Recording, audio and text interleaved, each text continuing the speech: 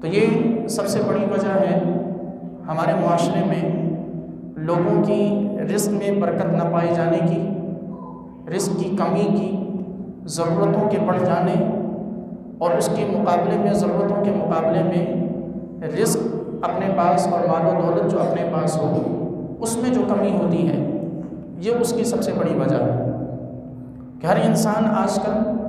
مال و دولت کمانے کی دوڑ میں لگا ہے۔ ہر انسان چاہتا ہے کہ زیادہ سے زیادہ مال کمائے، زیادہ سے زیادہ دولت کو اپنے پاس جمع کرے، زیادہ سے زیادہ مال و اسباب اپنے پاس جمع کرے، تاکہ وہ دنیا میں لوگوں کی نظروں میں امیر کہلائے،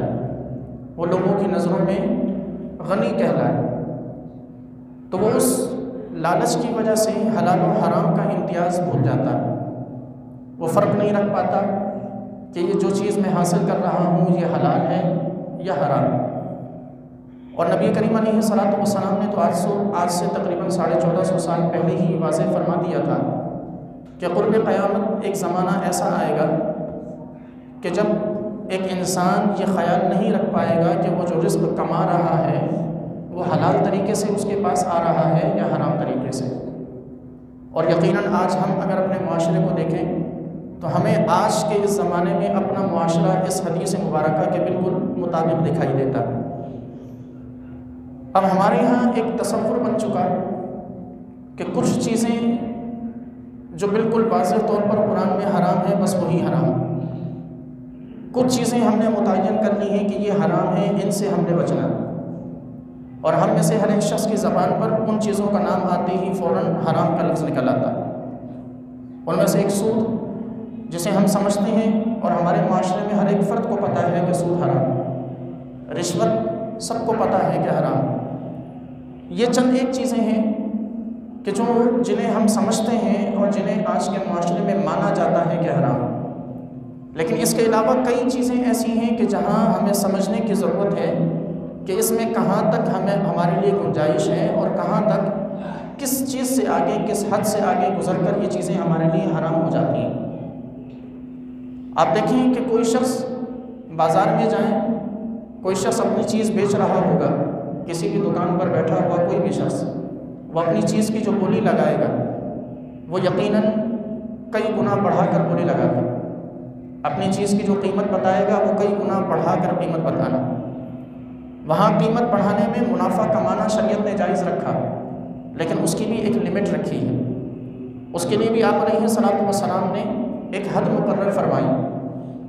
جسے غبن یسیر کہتے ہیں، کہ تھوڑا منافع اتنا کہ وہ اصل جو قیمت ہے اس قیمت سے ڈبل نہ ہو جائے، اس سے کم قیمت رکھ کر انسان کو منافع کمانے کی اجازت ہے، اور اس میں بھی معاشرے کا اعتبار کرتے ہوئے رقم بڑھانے کی اور منافع رکھنے کی اجازت ہے۔ جبکہ ہمارے ہاں آپ دیکھیں کہ کوئی بھی شخص اس چیز کی اصل قیمت سے 3 گنا بڑھا کر کسی چیز کو فروخت کر رہا ہوتا ہے، اور وہ یہ نہیں سمجھتا کہ یہ اگر وہ اس قدر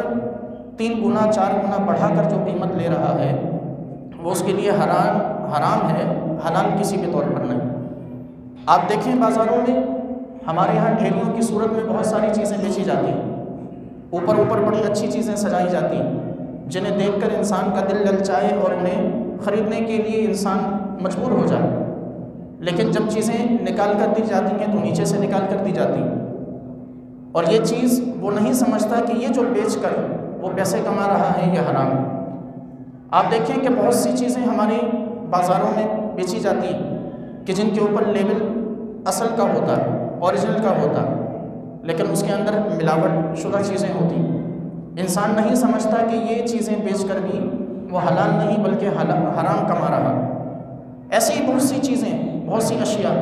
ہمیں ہماری مارکیٹوں میں جن سے واسطہ پڑتا ہے، بازاروں میں جن سے واسطہ پڑتا ہے، کوئی شخص قسم کھا کر اپنی چیز بیچتا ہے کہ اس چیز میں کسی بھی طور پر کوئی خرابی نہیں، آپ لے کر گھر آتے ہیں تو اس میں خرابیاں نکل آتی ہیں، یہ حرام ہے۔ اس نے جو آپ کو یہ چیز بیچی اس کے بدلے میں جو رقم کمائی وہ حرام۔ ایسے ہی کوئی شخص آپ کے سامنے کسی چیز کی تعریفیں کرتا ہے، ہزارہ قسم کی تعریفیں کہ اس میں اتنی کوالٹیز ہیں، اس میں اتنی خصوصیات ہیں،